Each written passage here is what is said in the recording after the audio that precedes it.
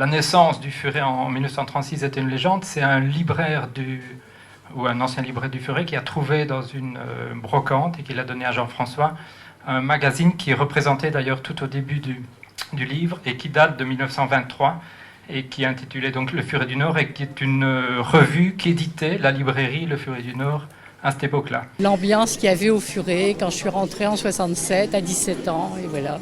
Et le Furet, pour moi, c'est toute ma vie. Et en plus, on disait que donc le nom du Furet du Nord, c'était un fourreur. Or, je n'ai pas trouvé du tout de traces de fourreur rue de la Vieille Comédie. Il y avait par contre pas mal d'estaminets.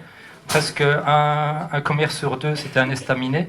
Mais il n'y avait pas de fourreur. On tenait un nom extraordinaire, il fallait l'utiliser, il fallait le nourrir, et chaque fois qu'on avait l'occasion de raconter une légende, on la racontait, et chaque fois qu'on la racontait, on la fleurissait.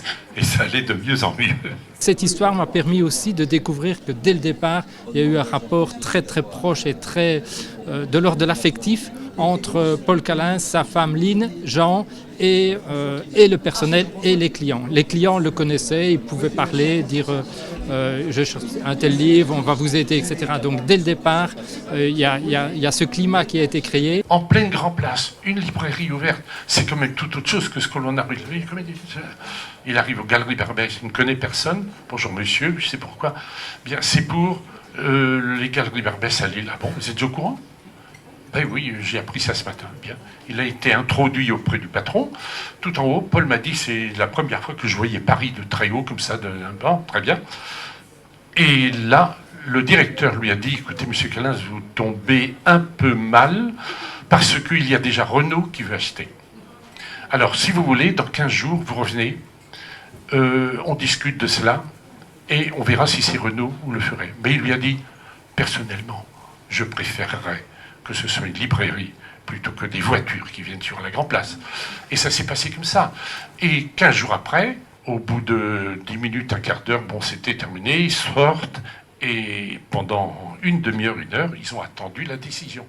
Et à un moment donné, le directeur des Galeries Lafayette est arrivé, le Galerie Barbès est arrivé, il a mis la main sur l'épaule de Paul et Lynn, elle lui a dit, je suis heureux de vous annoncer que vous rentrez à la librairie Le Furet du Nord sur la Grande Place de Lille.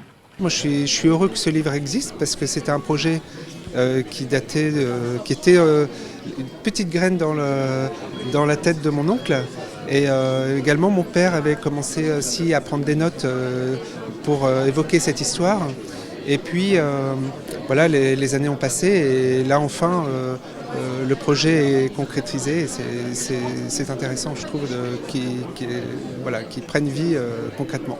Pour moi, c'est la plus belle histoire de cette entreprise. Elle est autant partagée par les gens qui sont à l'intérieur que ses clients.